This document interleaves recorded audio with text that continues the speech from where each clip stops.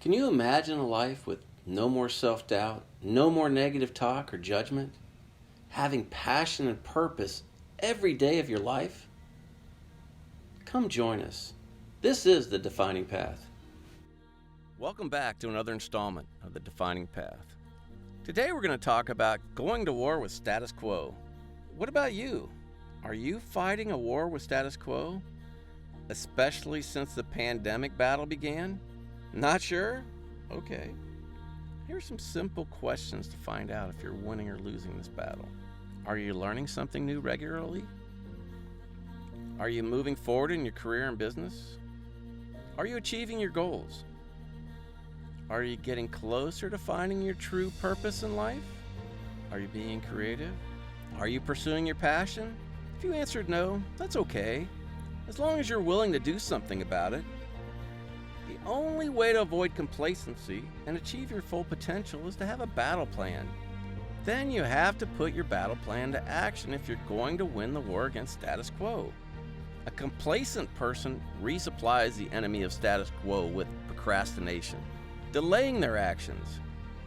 Status quo uses weapons against you by planting landmines in your head that justifies your lack of actions. Thoughts such as, it's always been done that way.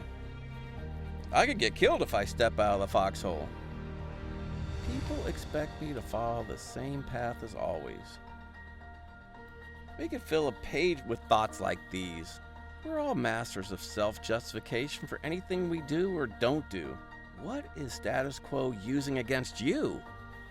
The war analogy is fair because most of us fight status quo every day, especially since this pandemic has started.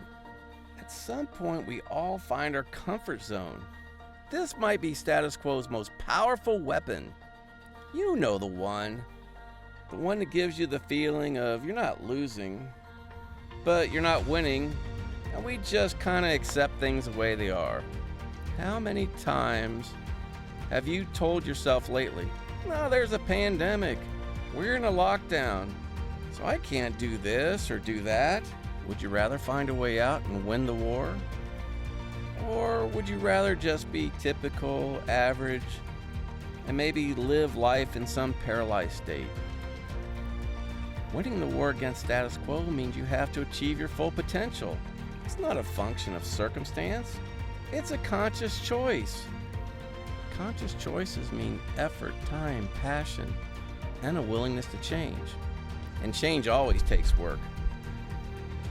Regardless of what you tell yourself, just getting by isn't very satisfying and won't win the war. Everyone has dreams. I bet you had some big dreams at one point or another in your life. Maybe you have them right now. It might have been some time since you've thought about them, allowed yourself to go there, but they're still there. Maybe you dream of being the best in your profession, writing a book, being in a movie, being notable, or about a million other possibilities. Pursuing your dreams with passion is an unbeatable weapon that will win the war against status quo.